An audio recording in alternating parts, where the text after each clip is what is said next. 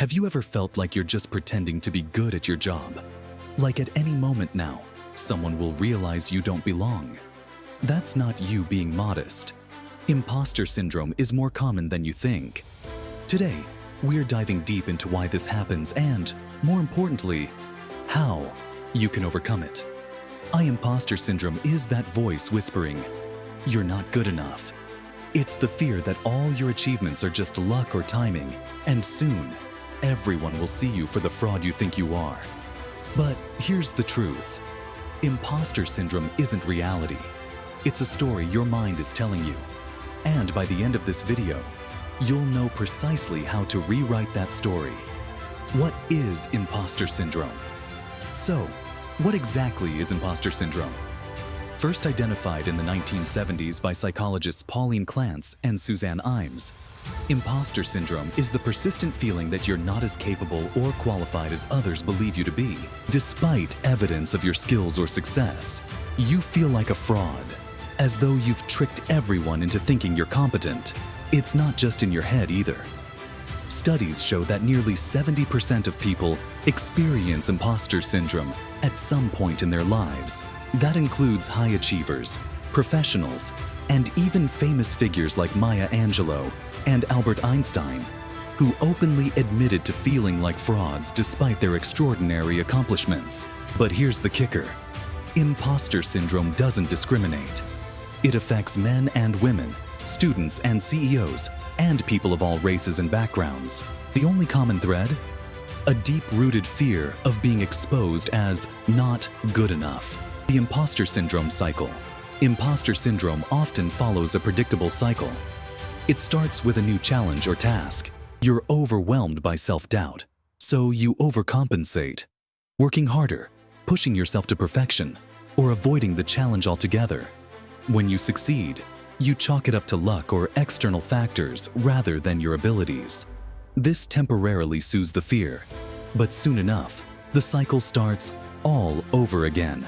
This pattern damages your confidence and can lead to burnout, strained relationships, and missed opportunities. The good news? It's a cycle you can break, and that's exactly what we'll explore next. Why do we feel like imposters? To overcome imposter syndrome, we must understand where it comes from. For many, it starts early. Maybe you grew up in a family where success was heavily emphasized, and you were labeled the smart one or hard-working one. Or perhaps you were compared to siblings or peers, making you feel like you constantly had to prove your worth. Societal pressures also play a huge role. For women and minorities, systemic biases can make you feel like you don't belong in certain spaces, even when you've earned your place there. Perfectionism and comparison only fuel the fire, especially in the age of social media, where everyone's highlight reel can make you doubt your behind-the-scenes reality. The root cause? A disconnect between how you perceive yourself and how others see you. But remember, perception isn't reality. The cost of imposter syndrome. Living with imposter syndrome doesn't just hurt your confidence, it can have a ripple effect on every area of your life. 1. Career. You might hold back from applying for jobs, asking for promotions, or speaking up in meetings, all because you feel unworthy. Over time, this limits your growth and opportunities. 2. Mental health. Imposter syndrome is strongly linked to anxiety and depression. The constant self-doubt and fear of failure affect your emotional well-being. 3. Relationships.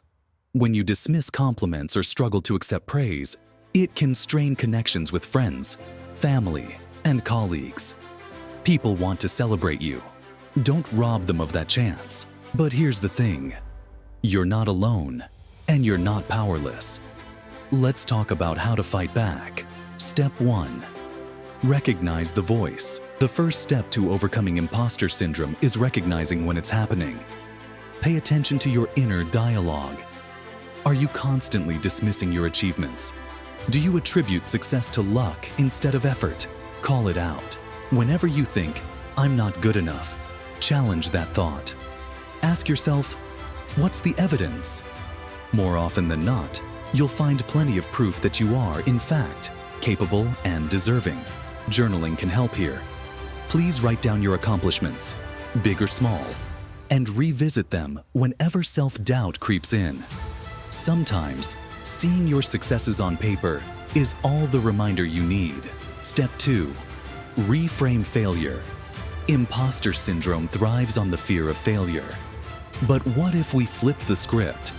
Instead of seeing failure as proof of inadequacy, view it as a stepping stone to growth. Take Thomas Edison, for example. He famously said, "I haven't failed. I've just found 10,000 ways that won't work." Failure isn't the opposite of success. It's part of the process. So, don't beat yourself up the next time something doesn't go as planned. Instead, ask, what can I learn from this? Growth happens outside your comfort zone. Step 3. Accept compliments and praise. People with imposter syndrome tend to downplay compliments. "Oh, it was nothing." Or, "Anyone could have done it." Sound familiar? It's time to stop. The next time someone gives you positive feedback, resist the urge to brush it off. Instead, try saying, "Thank you. I appreciate that." It may feel awkward initially, but over time, it will help you internalize the praise and build confidence. Step 4. Stop comparing yourself to others. Comparison is the thief of joy. Yet it's so easy to fall into that trap. Social media doesn't help, with its endless parade of perfect lives and achievements. Remember, you're comparing your behind the scenes to someone else's highlight reel. Focus on your journey. Ask yourself, am I growing? Am I learning? That's all that matters. Step 5. Take action, even if you're scared. Here's a secret. Confidence isn't a prerequisite for action. It's a byproduct of it. The more you step out of your comfort zone, the more capable you'll feel. Start small. Speak up in a meeting, share an idea, or take on a new project. Each step forward chips away at the fear holding you back. Step 6.